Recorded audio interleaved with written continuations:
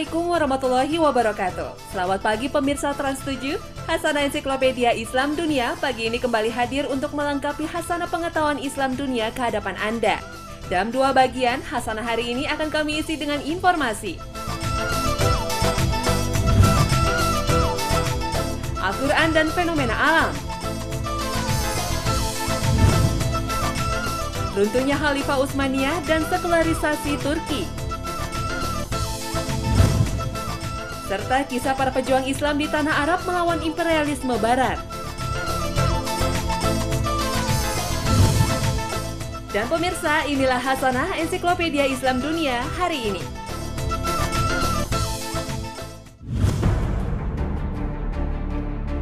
Al-Quran tidak hanya sebuah kitab suci yang berisi tuntunan akhlak.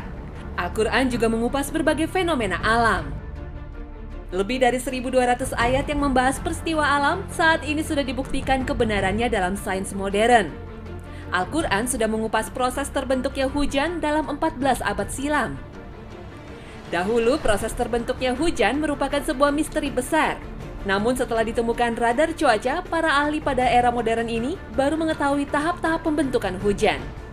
Pembentukan hujan berlangsung 3 tahap, seperti diuraikan dalam surat Ar-Rum. Inilah tahap pertama pembentukan hujan. Allah mengirimkan angin, gelembung-gelembung udara yang jumlahnya tak terhitung dibentuk dengan pembuihan di lautan. Partikel-partikel air kemudian tersembur menuju langit, diangkut oleh angin dan bergerak ke atas atmosfer. Partikel air yang disebut aerosol ini membentuk awan dengan mengumpulkan uap air di sekelilingnya. Tahap kedua, angin menggerakkan awan dan Allah membentangkannya di langit menurut yang dikehendakinya dan menjadikannya bergumpal-gumpal. Awan terbentuk dari uap air yang mengembun di sekeliling butir-butir garam atau partikel debu di udara. Tahap ketiga, seperti yang diuraikan dalam surat Ar-Rum, air hujan keluar dari celah-celahnya. Partikel-partikel air yang mengelilingi butir-butir garam dan debu mengental kemudian membentuk air hujan dan mulai jatuh ke bumi. Informasi hujan juga diulas dalam surat An-Nur ayat 43. Tidaklah kamu melihat bahwa Allah mengarak awan, kemudian mengumpulkan antara bagian-bagiannya, kemudian menjadikannya bertindih-tindih, maka kelihatanlah olehmu hujan keluar dari celah-celahnya, dan Allah juga menurunkan butiran-butiran es dari langit. Inilah ayat yang menjelaskan tahap pembentukan cumulonimbus atau sejenis awan hujan yang menghasilkan hujan es. Pembentukan awan yang tumpang tindih bergerak secara vertikal hingga mencapai atmosfer yang bersuhu dingin dan kemudian terbentuklah butiran es. Setelah membesar dan tidak lagi bisa ditopang oleh hembusan angin vertikal, maka mulai lepas dari awan dan jatuh ke bumi berupa hujan es. Peranan angin begitu besar dalam pembentukan hujan sebagaimana dalam firman Allah dalam surat Al-Hijr ayat 22, dan kami telah meniupkan angin untuk mengawinkan, dan kami turunkan hujan dari langit, lalu kami beri minum kamu dengan air itu, dan sekali-kali bukanlah kamu yang menyimpannya. Peran angin seperti dalam ayat tadi baru ditemukan dalam ilmu meteorologi modern pada abad ke-20. Di atas permukaan laut dan samudra, gelembung udara yang tak terhitung jumlahnya terbentuk akibat pembentukan buih. Pada saat gelembung ini pecah, ribuan partikel kecil dengan diameter 1/10 mm terlempar ke udara. Partikel-partikel yang disebut aerosol bercampur dengan debu daratan yang terbawa oleh angin dan bertemu dengan uap air. Uap air mengembun di sekitar partikel dan berubah menjadi butiran air yang kemudian berkumpul dan membentuk awan. Inilah yang dimaksud kata angin mengawinkan dalam surat Al-Hijr ayat 22. Subhanallah. Para ahli mengetahui pembentukan awan hujan ini dengan menggunakan berbagai peralatan canggih seperti pesawat terbang, satelit, dan komputer. Namun, kekuasaan Allah tidak bisa menjadi tandingan sehebat apapun kemampuan manusia. Karena pada hakikatnya, Allah lah yang menganugerahkan setiap kemampuan yang dimiliki manusia.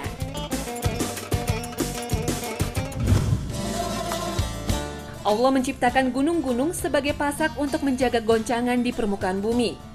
Penjelasan Al-Quran ini akhirnya terungkap dalam penelitian geologi modern. Gunung-gunung muncul sebagai hasil pergerakan dan tumbukan dari lempeng-lempeng raksasa yang membentuk kerak bumi. Ketika lempengan bertabrakan, lempengan yang kuat menyelip di bawah lempengan lainnya. Sementara lempengan di atasnya melipat dan membentuk dataran tinggi. Inilah yang disebut gunung. Seperti hasil riset ilmu geologi, pada bagian benua yang lebih tebal, seperti pada jajaran pegunungan, kerak bumi akan terbenam lebih dalam ke dalam lapisan magma. Dalam surat An-Naba difirmankan, bukanlah Allah telah menjadikan bumi sebagai hamparan dan gunung sebagai pasar. Pemancangan gunung yang disebut isostasi ini mencegah bumi dari goncangan lapisan magma. Dalam teori lempeng tektonik, bumi terdiri dari beberapa lempeng yang selalu mengalami pergeseran. Alfred Wegener, seorang ilmuwan Jerman, pernah mengemukakan bahwa dahulu benua-benua di muka bumi ini hanya terdiri dari satu bagian. Tidak ada yang terpisah oleh lautan maupun samudra. Tetapi kemudian bergeser ke arah yang berbeda dan saling menjauh. Pendapat ini kemudian dibuktikan dalam penelitian geologi pada abad ke-20. Sekitar 180 juta tahun yang lalu, daratan di bumi terbelah menjadi dua bagian. Kemudian daratan bumi terus mengalami pemisahan akibat pergerakan kerak bumi. Ketebalan kerak bumi yang mencapai 100 km ini terus membentuk benua dan dasar lautan secara bersamaan. Kecepatan pergerakannya mencapai 5 cm per tahun, sehingga geografi bumi berubah secara perlahan. Teori modern ini sudah lama dijelaskan dalam Al-Quran. Allah berfirman, "Dan kamu lihat gunung-gunung itu, kamu sangka dia tetap di tempatnya, padahal dia berjalan sebagaimana jalannya awan." Begitulah perbuatan Allah yang membuat dengan kokoh tiap-tiap sesuatu. Sesungguhnya Allah Maha mengetahui apa yang kamu kerjakan. Subhanallah, Allahu Akbar. Pemirsa Hasanah, jangan kemana-mana, karena selanjutnya akan kami hadirkan kisah runtuhnya kekhalifahan Islam Utsmaniyah di Turki dan para pejuang Islam di tanah Arab melawan imperialisme Barat. Tetap bersama Hasanah, Ensiklopedia Islam Dunia. Kami segera kembali sesaat lagi.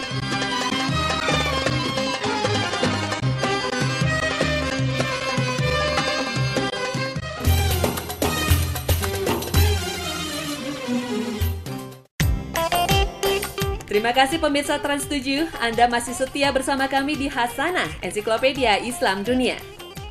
Kejayaan dan kehancuran suatu bangsa adalah sebuah sunatullah. Sebagaimana Allah ingatkan dalam surat Ali Imran ayat 140, bahwa kejayaan dan kehancuran akan dipergilirkan di antara manusia agar menjadi pelajaran.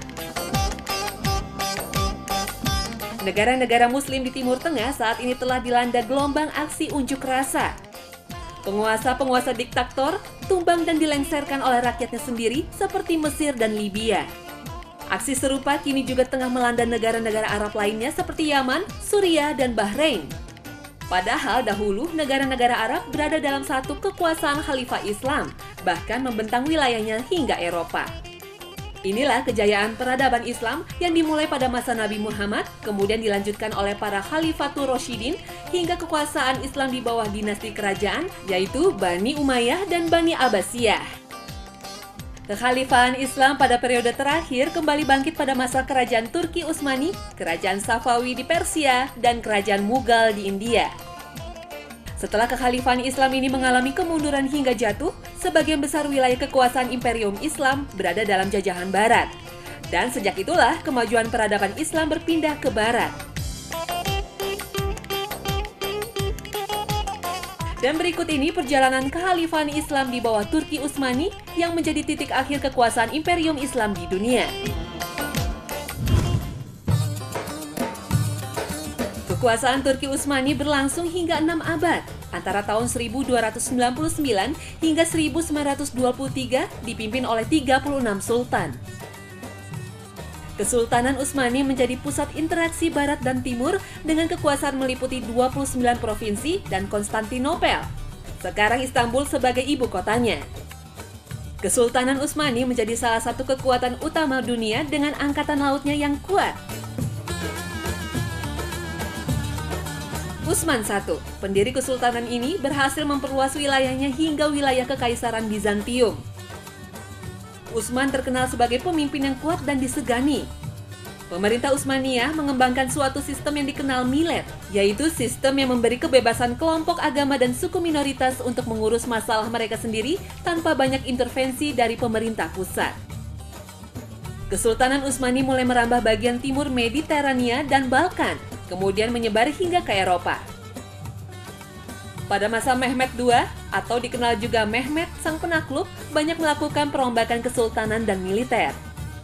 Ketika berusia 21 tahun, ia sudah berhasil menaklukkan kota Konstantinopel yang kemudian menjadi ibu kota baru Kesultanan Utsmaniyah pada tahun 1453. Kesultanan Utsmaniyah berada pada masa kejayaan di bawah Sultan Selim pada tahun 1512 hingga 1520.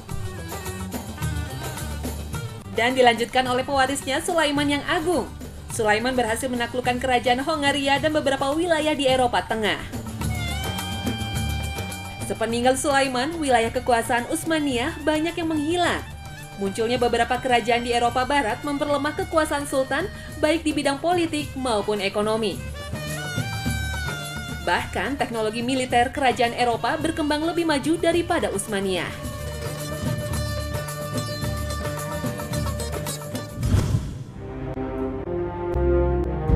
Khalifah Umar bin Khattab pernah menulis pesan pada Sa'ad bin Abi Waqqas, Panglima pasukan Islam.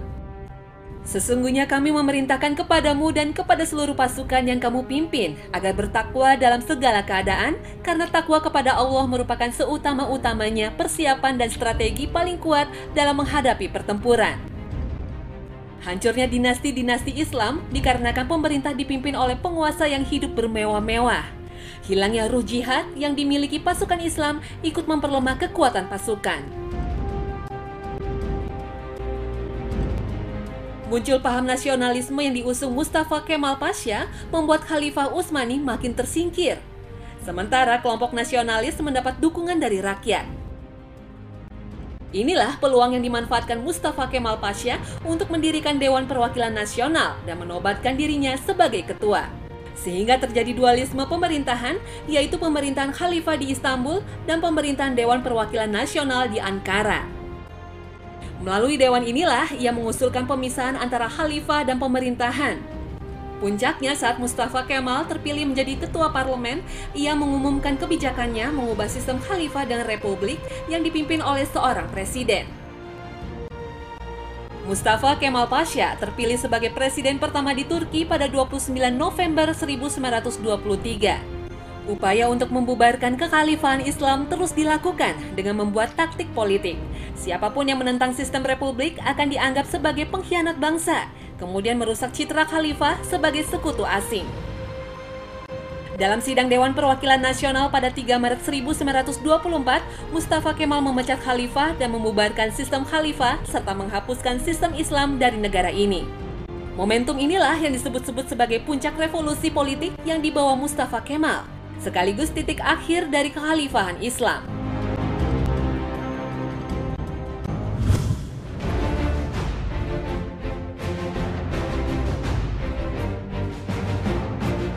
Turki tidak bisa dilepaskan dari sosok Mustafa Kemal Atatürk yang disebut-sebut Bapak Bangsa Turki ini.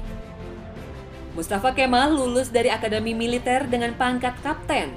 Ketika diutus menjadi atase militer di Sofia, Mustafa Kemal bersentuhan dengan peradaban barat dan ideologinya. Mustafa mengusung ide nasionalisme dan sekularisme. Islam yang berkembang di Turki harus diselaraskan dengan budaya Turki dan dunia modern. Oleh karena itu, agama harus dipisahkan dari negara dan kedaulatan diserahkan pada rakyat. Dengan ideologi yang mengadopsi dari barat ini, pembentukan partai dengan landasan agama dilarang. Ulama tidak ikut campur dalam pengelolaan negara. Bagi Kemal Atatürk, untuk membangun negara Turki modern harus mengikuti kemajuan peradaban barat. Inilah modernisasi di semua lini kehidupan yang harus dijalankan bangsa Turki dengan cara meninggalkan tradisionalisme Utsmaniyah. Kemal Atatürk mengeluarkan banyak kebijakan radikal, misalnya penghapusan tulisan Arab, pelarangan pakaian asli Turki dan jilbab, melarang azan dengan bahasa Arab, mengharuskan orang sholat menggunakan sepatu dan bahasa Turki, serta meletakkan alat musik barat di dalam masjid untuk mengiringi sholat. Kebijakan ini mengundang reaksi keras dari kalangan Islam. Upaya sekularisasi Turki dianggap gagal. Rakyat Turki tidak bisa dipisahkan dari akar Islam yang kuat. Meskipun Turki menjadi bagian dari peradaban barat, tapi secara kultural, jati diri mereka sudah lama menyatu dengan Islam.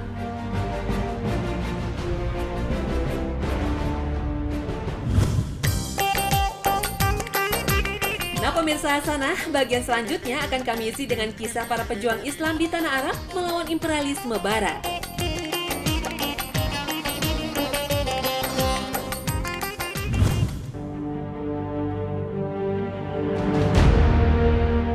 Menjelang hancurnya kekhalifahan Islam Turki Utsmani pada akhir abad 19, kekuatan militer barat mulai berkembang pesat.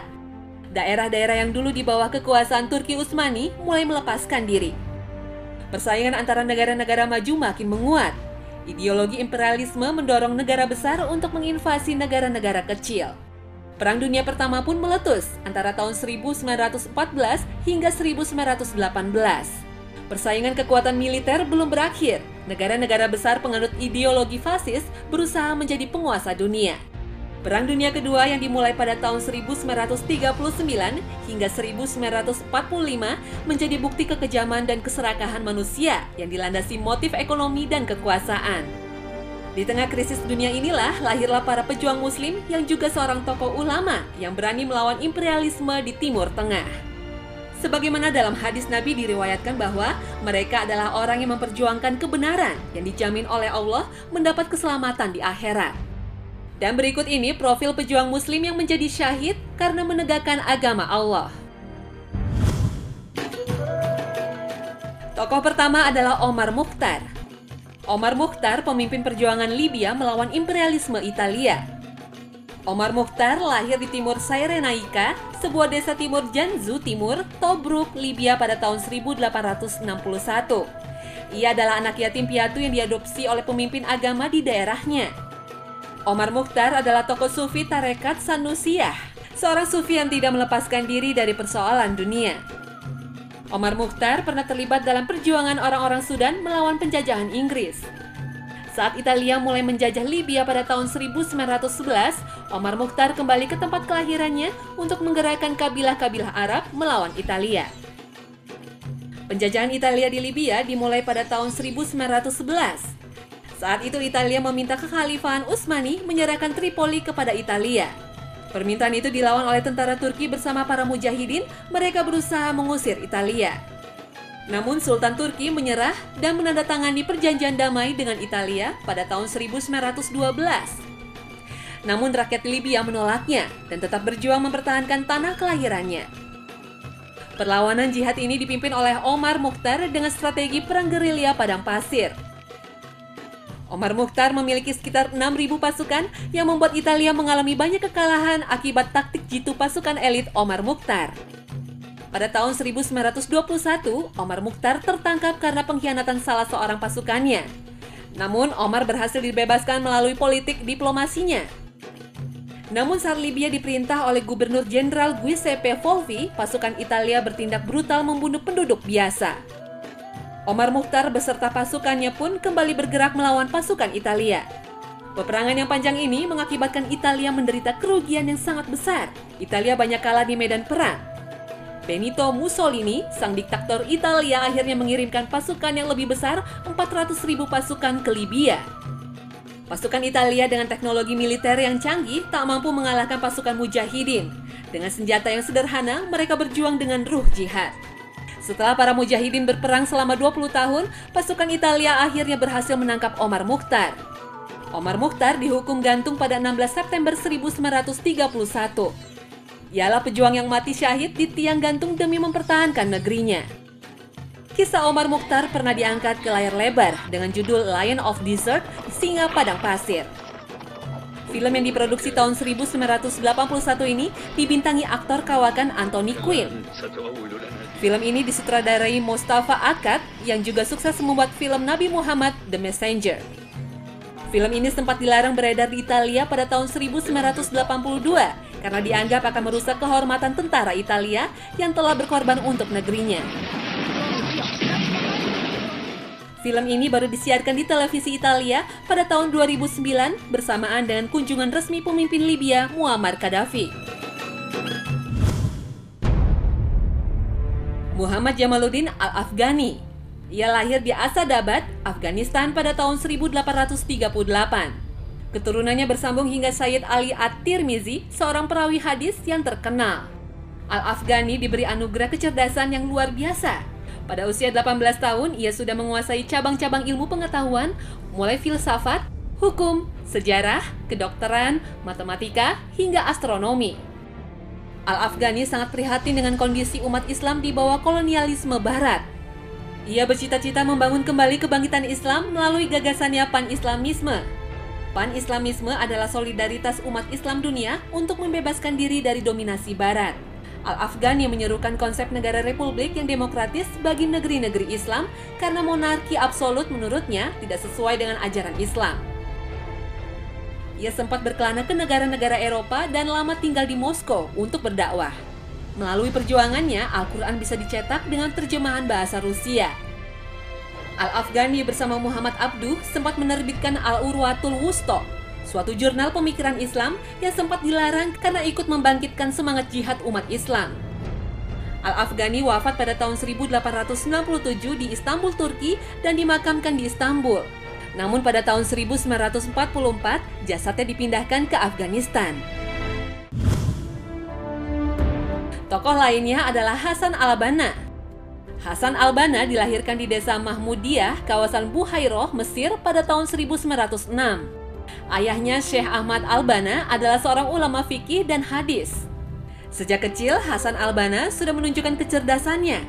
Di usia 14 tahun, ia sudah hafal Al-Quran. Hasan al-Banna hidup di tengah umat Islam yang tengah terpuruk. Penjajah Inggris memperlakukan bangsanya dengan tidak manusiawi. Sementara kekhalifahan Islam Turki Utsmani yang diharapkan jadi pengayom umat sudah runtuh. Karena prihatin dengan kondisi umat, Hasan al-Banna berdakwah membangkitkan gairah umat Islam, kemudian mendirikan organisasi Ikhwanul Muslimin dan berhasil merekrut tidak hanya dari kalangan ulama, juga pengusaha, ilmuwan, dan buruh. Al-Banna berhasil memobilisasi mujahid-mujahid untuk berjuang di medan tempur melawan Israel. Hasan al-Banna wafat dibunuh oleh penembak misterius pada tanggal 12 Februari 1949 di Kairo. Ulama karismatik ini syahid dan menjadi martir untuk menegakkan Islam. Sepeninggal Al-Banna, cobaan umat Islam begitu berat. Saat Mesir dikuasai penguasa diktator Gamal Abdul Nasser yang condong ke Soviet, murid-murid Al-Banna banyak yang disiksa dan dijebloskan ke penjara. Namun semangat dan perjuangan dakwah Hasan al-Banna tidaklah padam. Semangat dan perjuangannya dilanjutkan oleh para penerusnya. Bahkan tidak hanya di Mesir, perjuangan Al-Banna merambah ke berbagai negara untuk melawan imperialisme dan ideologi Barat. Dan tokoh selanjutnya adalah Sayyid Qutb. Ia adalah seorang ilmuwan, sastrawan, dan ahli tafsir dari Mesir.